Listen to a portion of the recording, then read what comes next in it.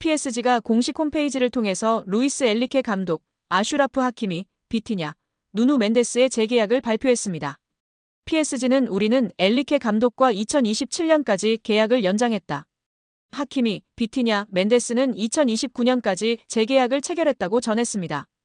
이번 재계약으로 PSG는 대부분의 핵심 전력을 2028년 여름까지 보유할 수 있게 됐습니다. 주전급 자원 중에서 2028년 이전에 계약이 종료되는 선수는 2026년에 만료되는 잔루이지 돈나룸마와 2027년에 끝나는 파비앙 루이즈뿐입니다. 두 선수를 제외한 주전급 자원들은 모두 2028년 혹은 2029년까지 PSG 선수로 뜁니다. 이강인은 2028년까지 계약된 선수 중 하나입니다. PSG와 재계약을 체결한 세 선수의 중요성은 말로 다 설명이 불가능할 정도인데요. 풀백의 중요성이 날이 갈수록 중요해지는 현대축구에서 하키미와 멘데스를 잡은 건 매우 크다는 평가입니다. 하키미는 지난 시즌부터 유럽 최고의 풀백으로 인정받고 있으며 멘데스는 부상을 털고 돌아와 PSG의 왼쪽을 탄탄하게 지켜주고 있습니다. 핵심 미드필더인 비티냐도 마찬가지인데요. 현재 비티냐만큼 중원에서 사령관 역할을 해줄 수 있는 선수는 전 세계에 많지 않다는 평가입니다. 엘리케 감독의 전술 구현에서 매우 중요한 풀백과 수비형 미드필더를 잡았기 때문에 PSG는 후방부터 전방으로 이어지는 코어라인이 앞으로 3년 동안은 탄탄하게 지켜질 것으로 예상됩니다. PSG가 가지고 있는 목표는 딱 하나뿐입니다. 이미 프랑스에서는 적수가 없는 PSG이기에 유럽 최정상으로 인정받을 수 있는 유럽축구연맹 챔피언스리그 트로피를 원하고 있습니다. 킬리안 음바페가 레알 마드리드로 떠나면서 슈퍼스타는 잃었지만 PSG는 이제 조직력을 앞세워 UCL 트로피를 노리겠다는 계획입니다.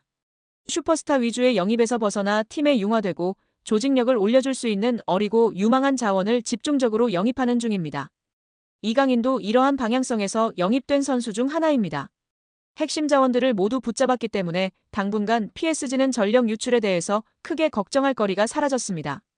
B클럽들에게 있어서 핵심 선수 지키기는 매우 스트레스 받는 작업 중 하나지만 PSG는 전력 보강에만 집중할 수 있는 환경을 마련한 셈인데요. 엘리케 감독의 힘을 실어주기 위해서 2027년까지 재계약한 것도 이러한 방향성의 일환입니다. PSG는 여전히 스트라이커 자원이 약하다는 평가를 받지만 엘리케 감독은 제로톱 전술로 밀고 가는 중입니다. 최근에 우스망 덴벨레가 새로운 역할에서 기량이 터지면서 PSG의 걱정을 덜어주고 있습니다.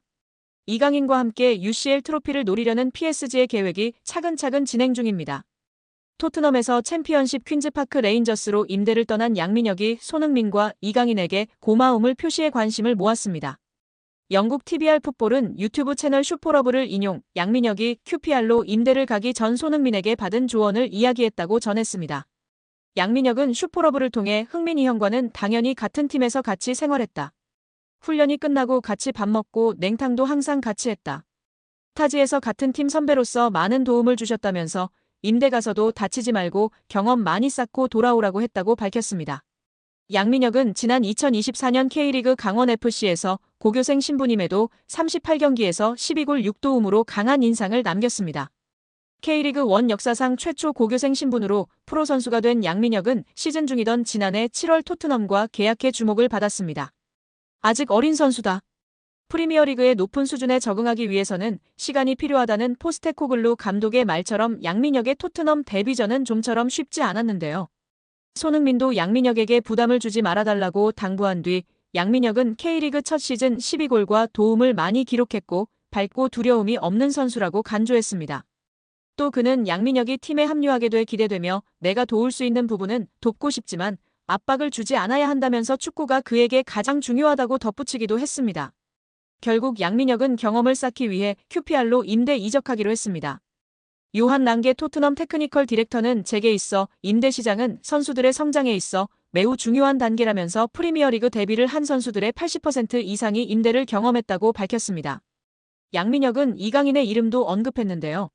한국 축구대표팀에서 이강인과 인연을 맺은 양민혁은 여기 와서 강인이 형이 되게 많은 도움을 주신 것 같다. 고마움을 전하기 위해 이렇게 방송을 통해 이야기한다고 밝혔습니다.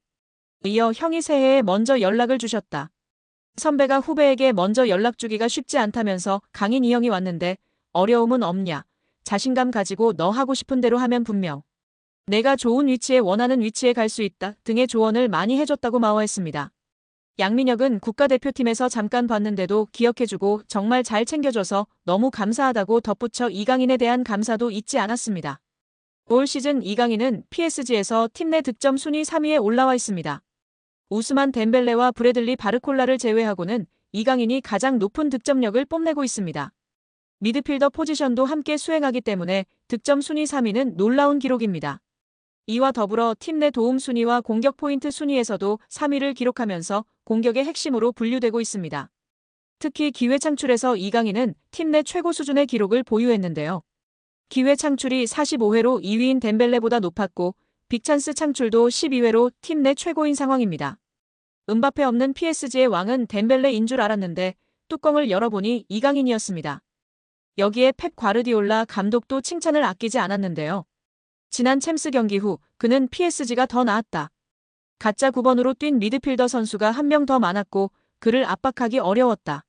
나는 PSG에 많은 공을 돌린다. PSG는 환상적이고 뛰어난 팀이다. 그리고 아주 좋은 수비수들도 있다. 엘리케에게 축하를 보낸다고 소감을 전했습니다. 확실히 팀 내에서 자리를 잡은 이강인입니다. 프랑스 매체 르텐스포르트는 이강인은 루이스 엘리케 감독이 높이 평가하는 선수로 자리매김했다라면서 이강인은 가짜 9번 역할을 소화하며 과르디올라로부터 칭찬을 받기도 했다고 언급했습니다. 이어 프랑스 대표로 활약했던 샤르보니는 이강인은 중요한 선수다. 매우 중요하다. 그는 미친 활약을 해낸다. 첫 번째 시도와 수많은 움직임을 없애버린다. 그런 사람이 필요하다. 엘리케 감독이 이강인을 이 자리에 기용하는 이유를 알겠다. 그런 미친 선수가 필요하다라며 칭찬했습니다. 또한 파리 생제르맹의 한패는 이강인의 맹활약에 매료되어 우리는 손흥민 2.0 버전을 얻었다. 또한 우리가 이강인을 영입한 것이 너무나 자랑스럽다. 지난 2년간 파리가 영입한 미드필더 중 최고다. 이는 메시 영입 이후 최고의 영입이라고 칭찬한 것인데요. 또한 파리 생제르맹의 한패는 이강인의 맹활약에 매료되어 우리는 손흥민 2.0 버전을 얻었다. 또한 우리가 이강인을 영입한 것이 너무나 자랑스럽다. 지난 2년간 파리가 영입한 미드필더 중 최고다. 이는 메시 영입 이후 최고의 영입이라고 칭찬한 것인데요. 메시에 대한 파리 팬들이 기대가 컸음에도 챔스 우승을 못했기 때문에 자조적인 반응도 섞여 있는데요. 그래도 이강인 선수의 기대치와 헌신, 발전 가능성 등 모든 것을 고려해서 현지 팬들의 기대와 사랑을 받고 있다고 볼 수 있는 칭찬인 것 같습니다. 파리 생제르맹에서 활약 중인 이강인의 미래가 더욱 밝아질 것으로 보이며 화제입니다. 나세르 알켈라이피 PSG 회장이 어린 선수들이 주축이 된 팀을 만들겠다고 공언했기 때문인데요. 유럽 축구 전문기자 파브리치오 로마노에 따르면 알켈라이피 회장은 우리는 앞으로 6에서 8년 더 함께 뛸 수 있는 팀을 만들고 싶다라며 유럽 축구연맹 챔피언스리그 8강팀 중 가장 어린 팀을 보유하고 있다. UEFA 클럽 랭킹 10위 안에서도 가장 어리다. 정말 자랑스러운 일이다라고 말했습니다. 현지에서는 알켈라이피 회장의 발언에 대해 미래 자원들로 리빌딩에 착수할 거라고 선언한 것으로 보고 있습니다. 킬리안 음바페가 떠난 후 새로운 청사진을 그리고 있다는 분석입니다. 영국 비사컨은 PSG의 알켈라이피 회장은 장기 프로젝트를 그리고 있다. 앞으로 6년, 7년, 8년은 뛸 수 있는 젊은 선수들을 중심으로 팀을 개편하고자 한다라며 알켈라이피 회장의 최근 발언은 과거 음바페를 지키려고 했을 때의 발언과 상당히 대조적이다라고 전했습니다. 이어 PSG는 새로운 시대를 준비하고 있으며 음바페는 팀 계획에서 점점 사라지고 있다. 레알 소시에다드와의 챔피언스리그 16강전에서 결정적인 역할을 했지만 PSG는 선수들이 음바페가 없는 상황에 익숙해지도록 음바페에게 부수적인 역할을 맡기고 있다라고 덧붙였습니다. 게프폴뉴스 프랑스 또한 알켈라이피 회장은 파르크 데 프랭스에서 새롭고 젊은 장기적인 프로젝트를 강조했다. 레알 소시에다드전에 출전한 PSG 선수들의 평균 연령은 23세 361일로 챔피언스리그에서 구단 역사상 최연소 선발 명단이었다.